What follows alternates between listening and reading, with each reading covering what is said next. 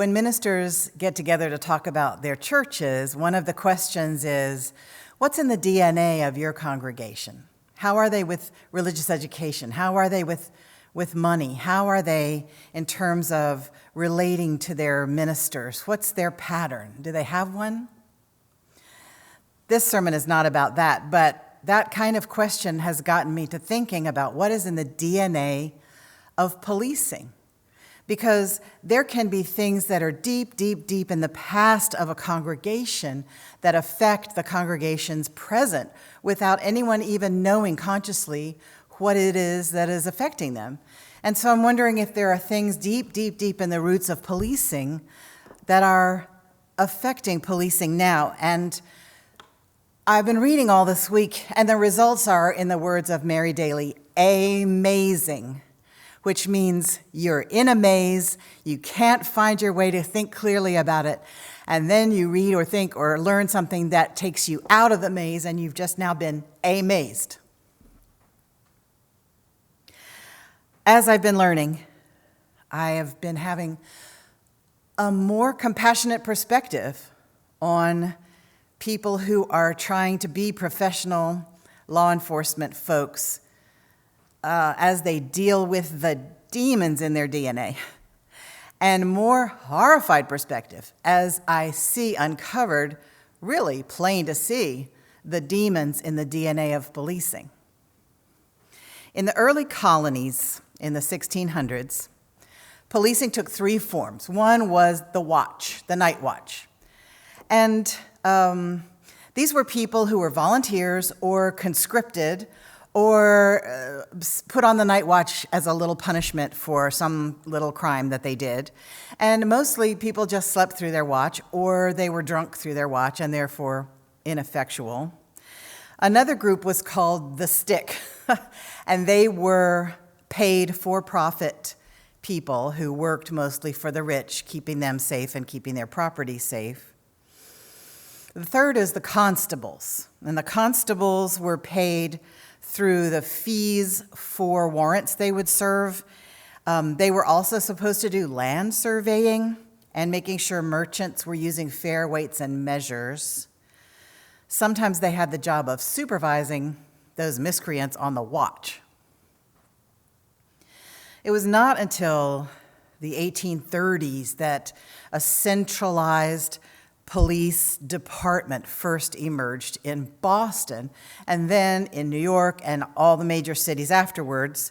By the 1880s, all major U.S. cities had municipal police departments that were, one, taxpayer-supported and bureaucratic.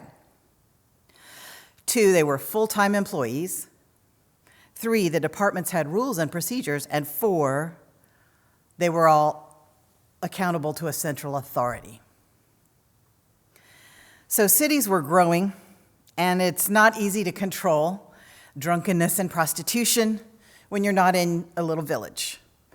And immigrants were pouring in to our nation from Ireland and from Italy, and they brought their own ideas of how to make it with them, and sometimes that was a bit criminal. If you want to watch the movie Gangs of New York, you'll see a very interesting and wild picture of what New York City was like when there were just gangs of Irish people and gangs of Italian people roaming the streets and all tied to a certain political boss.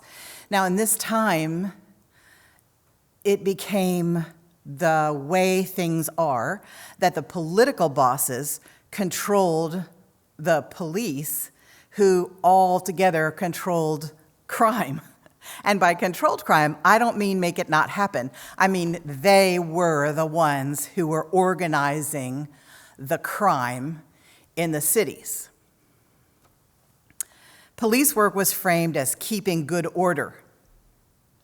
You can let the organized crime keep going on, but you don't want anybody messing up the system. So police were supposed to keep good order. Now, who defines good order? The people with the money and the power define good order, right? Now let's go south for a moment. In the South, It was a whole different story. The roots of policing in the South are in the slave patrols. Young white men between 21 and 45 were conscripted to the slave patrols. Everyone had to do it for a year unless you paid your way out of it. So landowners, owners of enslaved humans, regular farmers who did not own anybody, tradespeople, and pretty much the rest of everybody. If you were white and if you were male, you had to work in the slave patrols. What did they do? Well, they patrolled and made sure that all the enslaved people who were walking around had their proper papers and were in their proper place and didn't have any torches, because enslaved folks setting things on fire was the big fear. Has that affected our lives today? Oh, yes. If you were caught with a torch, you could have up to 30 lashes given to you, not after court procedure, but right there in the street. The slave patrols were deputized to police and control the enslaved black people, and to police and control the free black people who had to show their papers all the time to prove that they were not enslaved people. And they were empowered to give out punishment to a man, a woman, or a child on the street right there. That's what the slave patrols did. Now, I listened to a very interesting program on NPR called Throughline, and a man named Khalil Gibran Muhammad said this. He put it like this. They were talking about policing. He said, so the tying together early on, the surveillance, the deputization essentially of all white men to be police officers, or in this case, slave patrollers, and then to dispense corporal punishment on the scene are all baked in from the very beginning.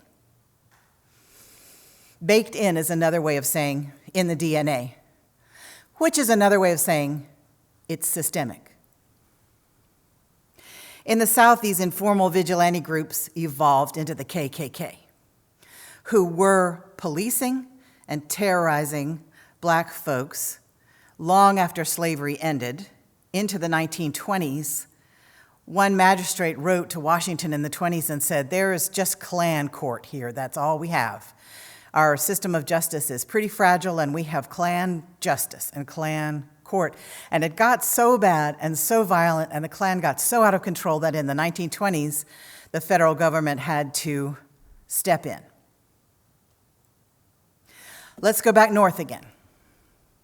By the beginning of the 20th century, the political bosses ran the organized crime with the help of the police, and the corruption was nearly total. Then the labor movement began, and the police were suddenly used to control the labor riots, which the workers they would call them strikes. So what one person calls a protest, another person calls a riot. What one person calls a strike, another person calls a riot, ensuring a docile and continuous supply of cheap labor who behaved in an orderly way and would keep the factories and mills running to keep the country supplied with goods. That was seen as keeping good order. And the power and moneyed interests had a greater investment in social control than in crime control. And these moneyed interests were the ones who paid the taxes that paid the police. They were all together in a Gordian knot. And so, according to Dr. Gary Potter, who teaches justice studies at Eastern Kentucky University, the way that social control and crime control got to be the same thing is, he says, defining social control as crime control was accomplished by raising the specter of the dangerous classes. You know who was in the dangerous classes. You could tick populations off on one hand. The suggestion was that public drunkenness, crime, hooliganism, political protests, and worker riots were the product of a biologically inferior, morally intemperate, unskilled, and uneducated underclass. At this time, patrol wagons were created so that larger numbers of people could be arrested at the same time.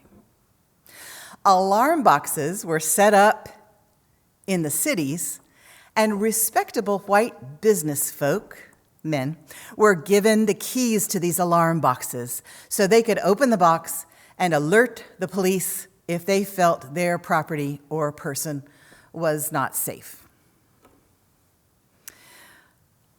Over the years, commissions were formed, the first one in 1840, but they were formed over and over again, and they would uncover tremendous corruption of politicians and police. And everybody would say, "Oh, no!" And then the report would be shelved and things would go on. Now, until Prohibition happened, and suddenly the police and the politicians lost their grip on organized crime because every young white Irish immigrant, Italian immigrant, I'm sure some black folks too, although that's not in the history book I read, big surprise, were involved in bootlegging.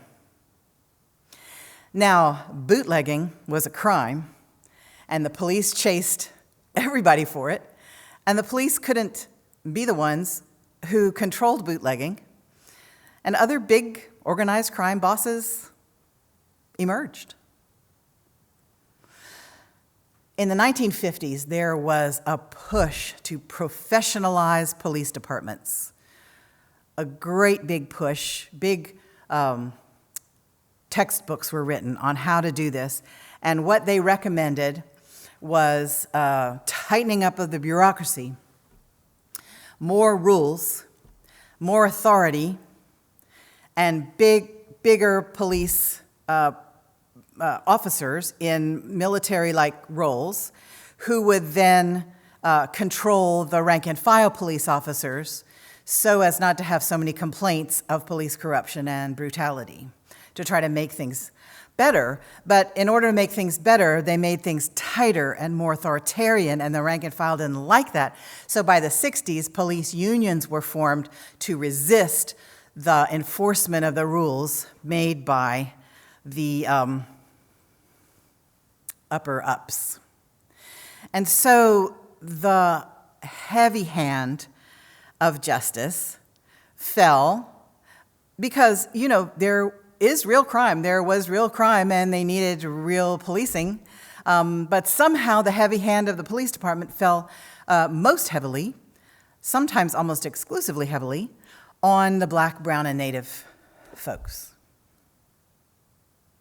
So when you're talking about the DNA of policing, when you're talking about what's baked in or what's in the system or what's systemic to policing, you're talking about a whole institution of law enforcement that contains many good-hearted people who want to do the right thing, but whose roots are sunk deep into this poisoned ground of trying to protect the economic interests of the wealthy and trying to keep the dangerous classes away from the wealthy, and trying to dominate and control any social disorder, unrest, protest. Because when people are out in the streets protesting, there's fear of lack of control, and what many people want to do when they're in that situation is increase the violence of their control. As our president says, dominate. Don't be too gentle with them. And so we're in a period in our society where we're trying to reimagine what policing might look like. What might actual public safety look like? Defund the police is a slogan you're going to hear, and it is brilliant, I have to say, because it terrifies people. And I took a course once on engaging people in conversations. And they said if you want people to be really engaged in a conversation, you start the conversation with what they call an interest-creating remark. Well, my lovelies, defund the police is about as interest-creating a remark as you could have, because people, if you're holding a sign that says reform the police, people are like, yeah, we've done that before. Defund, though, that makes people just nuts, and they want to engage in the conversation. And since my theme this year is curiosity, how would we engage that very brilliant but inflammatory slogan? How would we engage that with curiosity? What would that look like? If somebody breaks into our house and we call 911, is nobody going to come? No, that's not what they mean. But I'm not going to go into what they mean because this sermon is long enough already. Let's do our own research. So what I found out in my research this week is that this system, for the good of our culture, for the good of good-hearted police and those who want to truly be about public safety, this system has to be uprooted from the corruption, racism, toadying, and violence of the ground it grew in. I don't know what that means. We need law enforcement, of course. We need public safety. We need to redefine dangerous classes. We need not to try to make the police do everything: social work, mental health, resolving arguments, being a mediator in a neighborhood. They don't need to take on all that stuff. They're not trained to take on all that stuff. And you may argue with me, but to me, a dangerous class is a class of people who have done damage, a class of people who have done massive, widespread damage to a whole culture. And it seems to me that the billionaires club that's been running our country for 200 years are the most damn dangerous people that I can think of. So what do we do about that? We need good people working for the public good of everyone. May it be so.